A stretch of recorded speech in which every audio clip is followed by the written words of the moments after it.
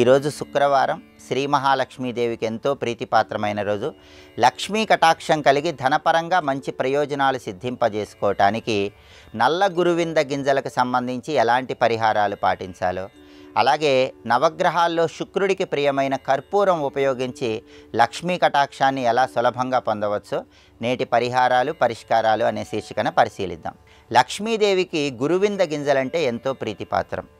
ఈ గురువింద గింజలనే రాఠీ గింజలు లేదా గూంజీ గింజలు అనే పేరుతో పిలుస్తారు. ఇవి మొత్తం 3 రకాలుగా ఉంటాయి. తెలుపు రంగు, నలుపు రంగు, ఎరుపు నలుపు కలిసిన రంగు, ఇలా 3 రకాలుగా గురువింద గింజలు ఉంటాయి. ఈ 3 రకాలైన గురువింద గింజలలో కూడా నల్ల గురువింద గింజలంటే లక్ష్మీదేవికి ఎంతో ప్రీతిపాత్రం.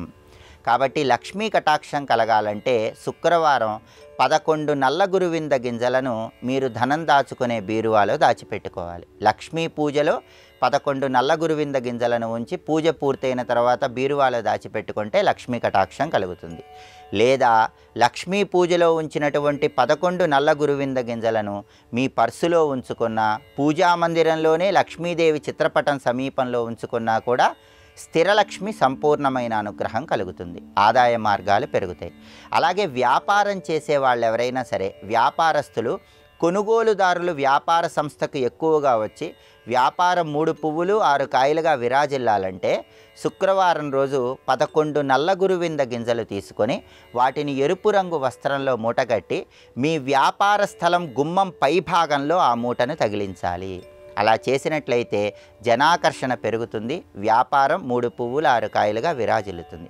అలాగే గృహంలో ఉన్నటువంటి సభ్యులకి దృష్టి దోషాలు పోవటానికి, శత్రుబాధల నుంచి బయటపడటానికి కూడా ఈ గురువింద గింజలు విశేషంగా సహకరిస్తాయి. నల్ల గురువింద గింజలు 11 తీసుకొని పైనుంచి కిందకి 3 సార్లు దిగదుడిచి ఆ తర్వాత వాటిని దూరంగా పారేయటం ద్వారా దృష్టి దోషాలు, శత్రుబాధల నుంచి సులభంగా బయటపడవచ్చు. చాలామందికి ధనం వచ్చినా సరే నిలబడదు, ఖర్చులు ఎక్కువగా ఉంటాయి. కాబట్టి సంపాదన ఉన్నప్పటికీ ఖర్చులు ఎక్కువగా ఉన్నట్లయితే ఆ ఖర్చులు తగ్గింపజేసుకోవటానికి, సంపాదించిన ధనం నిలబడటానికి శుక్రవారం ఉదయం 11:30 నుంచి మధ్యాహ్నం 12 గంటల మధ్య ప్రాంతంలో ఒక్క నల్ల గురువింద గింజను తీసుకొని మీకు దగ్గరలో ఉన్నటువంటి ఏదైనా దేవతా వృక్షం దగ్గరకు వెళ్ళండి. రావి చెట్టు, మర్రి చెట్టు, వేప చెట్టు, ఏదైనా దేవతా వృక్షం దగ్గరికి శుక్రవారం ఉదయం 11:30 నుంచి 12 మధ్య ప్రాంతంలో వెళ్ళండి. ఆ దేవతా వృక్షం దగ్గర ఉన్న మట్టిని కొద్దిగా తీసి ఈ ఒక్క నల్ల గురువింద గింజని అక్కడ మట్టిలో ఉంచి మట్టి కప్పి ఆ దేవతా వృక్షానికి నమస్కారం చేసుకొని గృహానికి రండి. దీనివల్ల లక్ష్మీ కటాక్షం సంపూర్ణంగా కలుగుతుంది. ఆర్థికంగా స్థిరలక్ష్మి అనుగ్రహం కలిగి ఖర్చులు అనేవి నియంత్రణలో ఉంటాయి. అలాగే శుక్రుడికి కర్పూరం అంటే కూడా ఎంతో ప్రీతిపాత్రం. గృహంలో ఉత్తర దిక్కులో కర్పూరం బిళ్ళలు ఉంచినట్లయితే ఉత్తర దిక్కుకు అధిపతైన కుబేరుడి అనుగ్రహం వల్ల లక్ష్మీ కటాక్షం కలుగుతుంది. ప్రతిరోజు కూడా రాత్రిపూట ఒక వెండి పాత్రలో కానీ రాగి పాత్రలో కానీ 2 కర్పూరం బిళ్ళలు ఉంచి వెలిగించినట్లయితే ఇంట్లో నకారాత్మక శక్తి పెరుగుతుంది, లక్ష్మీ కటాక్షం కలుగుతుంది.